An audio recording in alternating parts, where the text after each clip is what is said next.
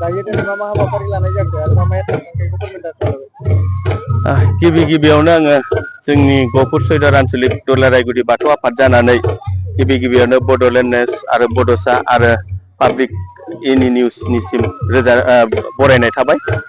दिनैनि सेथि हाबाफारियानो जाहैबाय जोंनि फुंनि 8 रिंगानिफ्राय जोंहा बाथौ थानसालि थारनाय आरो जोंनि जिरायसालि थारनाय, खेराइसालि थारनाय, बाथौ गायनाय बेफोरो जोंनि फुंबिलिनि हाबाफारिमोन आरो लोगोसे जोंनाव माखासे बेखेवगिरिफोर दंमोन, जेरै जोंनि माखासे बादाफोर दं, साइनासालि दं, खेराइसालि दं, थान्दै बादा दं आरो मावसोम बादा दं।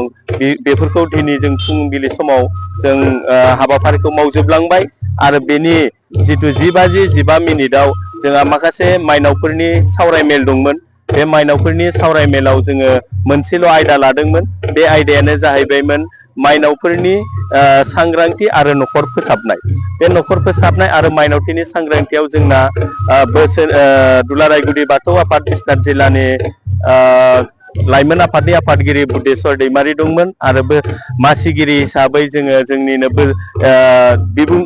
बुंथिगिरि कनकलाल खेरखातारि सार बिथांमोनखौ मासिगिरि हिसाबै फज'नानै दिनैनि हाबाफारिखौ खोब मोजाङैनो जोङो जाफुंसारनाय मोनदों आरो माइनावनि जानानै जोंनि बिसनाथ जिल्ला दुलारायगुड़ी बाथौ आफादनि गाहाय नेहाथारि रम्भाबती बसुमतारी बिथाङाबो जोंनाव बाहागो लानानै दिनै माइनावफोरनि फारसे खोब मोजाङैनो जोङो आदर्श गोनां बायदि सावरायनाय मोनदों आरो जोंनि दुलारायगुड़ी बाथौ आफादनि बे गहपुर सयदर आन्चलिकआ। बेनिखायनो आं सानदों जोंनि दिनैनि बे हाबाफारिया खोब मोजाङैनो जालांगासिनो दङ आरो दा फैयै नै जों दा सावरायनो लादों जोंनि गहपुर सयदर आन्चलिकनि AWC आन्चलिक वर्किं कमिटिनि जे मोनसे एगजिकिउटिभ सावरायमेल दं। बे सावरायमेलखौ जों दसे समनि उनावनो सावरायनो नागिरदों। बे दिनैनि हाबाफारिया बेखिनि आरो लोगोसे जोंना दा खेराइ फोरबो सोलिबाय दं, जाय खेराइनोखि जोङो जोंनि गुदि बाथौ धोरोम आफादा जथुम्मा जिरायनायनि उद्देश्यआनो जादोंमोन खेराइ आरो बे खेराइनि उद्देश्यजोंनो जोङो दिनै गुदि बाथौ धोरोम आफादखौ समाजखौ मोजां फोसाबलांनो होननानै दिनै बे खेराइ फोरबोखौ खुंनायाव जोङो दिनै खोब मोजाङैनो सोरखिलांनो हादों आरो बे सोरखिलांनाया अरायसम जाफुंबाय थागोन जों बेखौ मिजिंथियो आरो आङो बेयाव बे मेसेजखौनो बुंनो सानदों जे जोंनि बे गहपुर सयदर आन्चलिक दुलारायगुड़ी बाथौ आफादनिफ्राय बेखौनो मेसेज होनो सानदों जे जोंनाव बेयाव बुरै टु सेसानि गेजेराव गासै जोंहा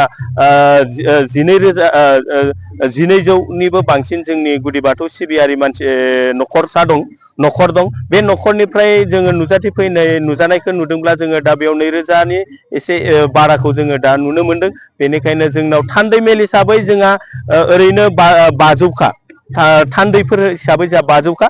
बेनि बादै थान्दैनि बादैनो जि खेराइ फोरबो जोंनि खेराइखौ मोजां मोननानै दिनै नायनो फैदों बिथांमोनखौबो जों अनेक मोजाङैनो बरायनाय थादों। मानो होनब्ला बिथांमोनाबो जोंनि बे खेराइ फोरबोखौ मोजां मोननानै बेयाव धोरोमखौ मुगैयाबालासिनो गुबुन गुबुन धोरोमनि मानसिफोराबो दिनै जोंनि बेयाव बाहागो लाफैदो आरो जों बेखौ नुनो मोनदों आरो